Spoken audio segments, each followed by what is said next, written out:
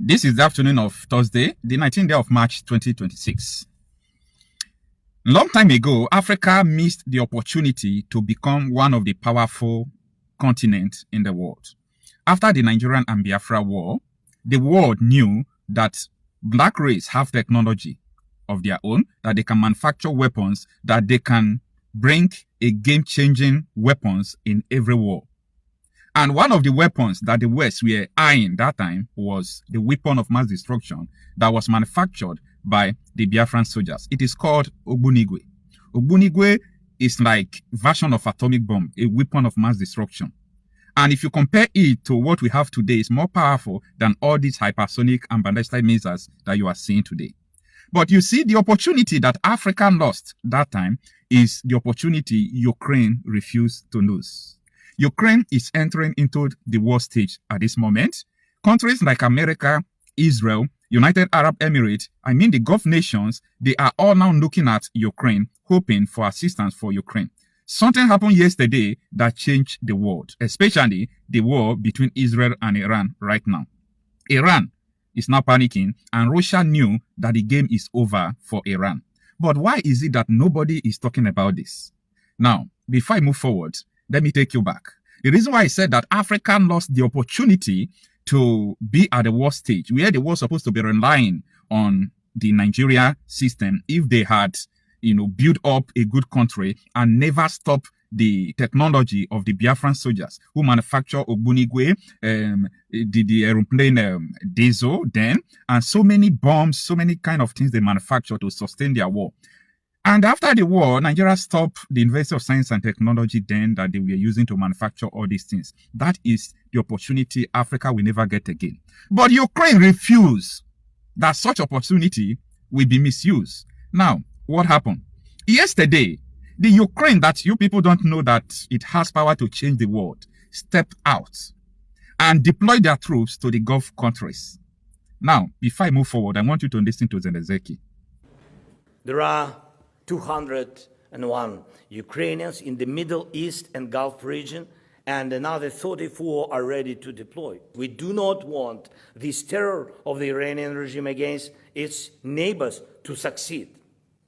And I sent these military experts at the request of our partners, including the United States.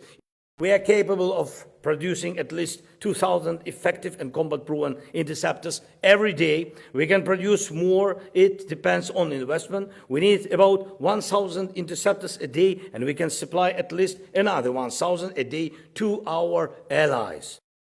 Now, I know that so many people will just be thinking and saying in their mind, who is Ukraine? Is it not Ukraine that Russia have been bombarding? Yes.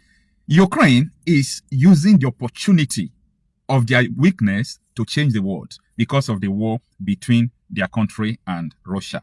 At the beginning of Russia and Ukraine war, after Russia started using hypersonic missiles, of which they are using till tomorrow, but Russia discovered that hypersonic missile is costing millions upon millions of dollars.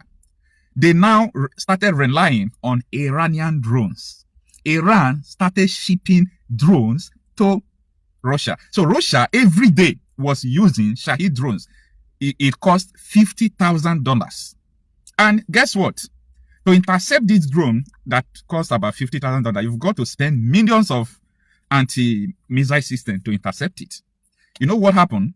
Ukraine started building $1,000 interceptor to stop Iranian drone that Russia have been using. So when Russia discovered after like 2 years inside this war, Russia have to start relying only on hypersonic missile to penetrate Iran because Iran already built an anti-drone system into their country and it costs just $1,000. Now, this is where it gets interesting.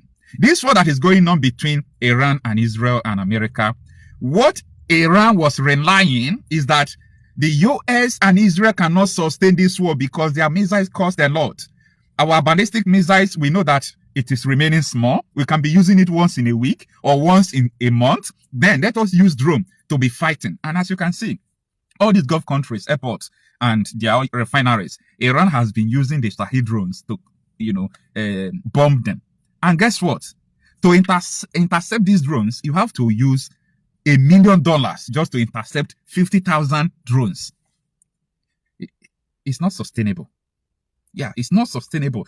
Maybe America can sustain it because they have the money and their budget is $1 trillion, but it doesn't make sense to the end.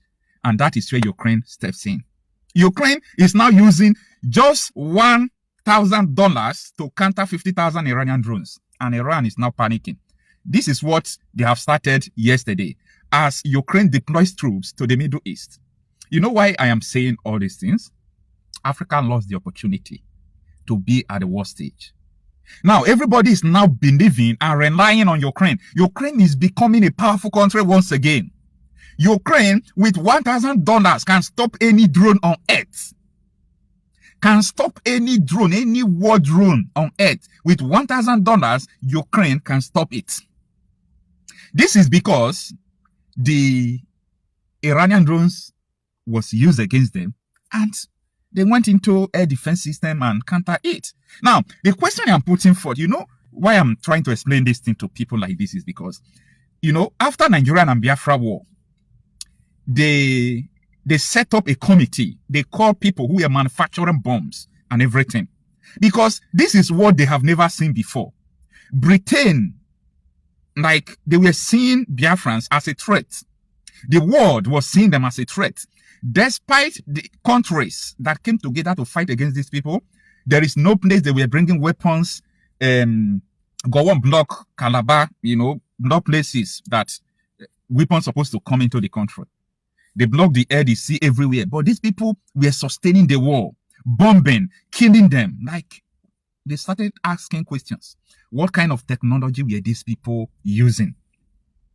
So this technology is what the world don't want to come out. And they were able to convince Gowon to, after setting up a committee of these experts, scientists, that they should show them, teach them how to manufacture all these things. They later dismiss them and they make sure that this technology never work again. At that time, they even shut the school, that department. Now, I am telling you this, Africa lost the opportunity to be great. You see, the reason why sometimes if we come out and say there is a problem, like in Nigeria, you can't build the kind of countries that you want to see at this moment. The technology to build all these counter drones and all these things, we have it in Nigeria. We have the human resources. We have people that can build it. The technology that's supposed to enter the war stage and start a game-changing warfare. We have it. But where is the system to build it? If you want to build it, they will see you as a threat. They will eliminate you. Before you doubt me, there was a 20-something years old Air Force personnel in Nigeria, a Yoruba girl. Go and ask question how the girl died. You see, in Africa, especially Nigeria, we have two cultures, two value systems packed up into one country. Or more than two value systems. They pack them up in a country. Because of that, it is very difficult for you to advance because what you want, others don't want it. What others want, you don't want it. And you are in the same country. We have all this technology. We can do it. But no opportunity to do it. You see why we have been saying that we want to build a country. We need to build a country. And people will say, you are already in one. Why can't you join hands and let us build Nigeria? Is it a matter of joining hands? No, is it a matter of joining hands? A country you can't elect a leader that can lead you. The military cannot fight independent. The military cannot consistently kill terrorists. They will dismiss you or they will wipe you away for killing terrorists. People have the ideology of supporting the terrorists. Like, you cannot progress in such a country. Africa have the greatest problem. This problem was in Europe before. Remember this former Yugoslavia?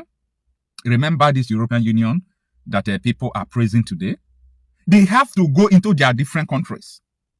Former Roman Empire consists of so many countries, especially these Latin countries. You know, I call them Latin countries, the French, the Portugal, the Spain, Italy, all these countries. I call them Latin countries because their language, if you can understand French, Portuguese language, Spanish, Italian language, if you just know Latin, you can understand the rest of the language because all of them is like a Latin language from the former Roman Empire. What I'm trying to say is this. The world is changing. And only people who can advance in technology can make it in life. Look at Ukraine is now changing the war. in the Middle East. And I can tell you that because of this, the air defense system that America was deploying to all these Gulf nations, Ukraine need them to intercept the hypersonic missile of Russia, because they already have the opportunity to manufacture how to counter Iranian drones that Russia is using. So they need more of this Iron Dome air defense system in Ukraine. So Ukraine is stepping out to providing solution.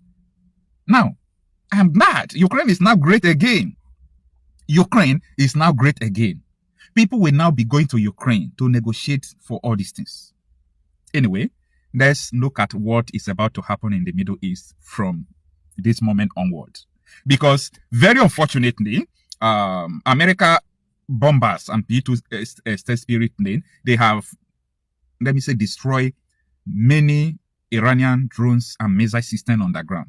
If they did not destroy them, they have locked access to them. They bombed so many of them. Who leaked this secret to them? It was Iranian Revolutionary Guard members who were close to Ayatollah.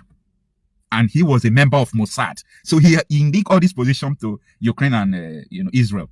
So Ukraine at this moment still have missiles, but very, very limited. That is why you're seeing that they are now sending missile to Israel once in 3 days now.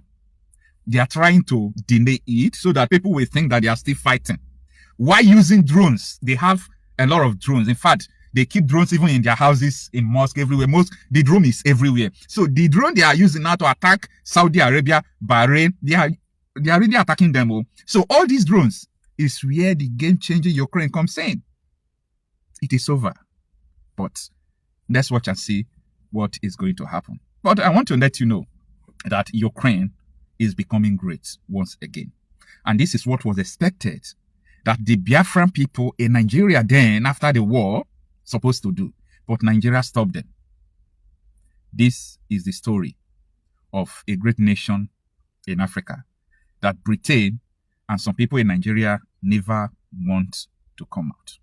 They don't want them to come out. They don't want them to be great. They don't want them to release their technologies to the world. But you know what? If one road closes, another one will open. There are, plans to go back to these, technologies. We are deploying talents. We are planning. We are meeting. If Nigeria did not give us a way to do all these things, I know so many Nigerians who are in Russia, who are in US, who are in Israel, who are in all these countries. They are into their technological system. They are doing absolutely well. So many of them, the world don't want you to know it. The world don't want you to know it. So if Nigeria, Africa refuse that we are not going to grow from there, no problem. We'll grow from elsewhere. But I just want to let you know that you see all these interceptors, all these things you are seeing, we have the people, the human resources that knows how to do all these things. And we'll get there. Congratulations to Ukraine.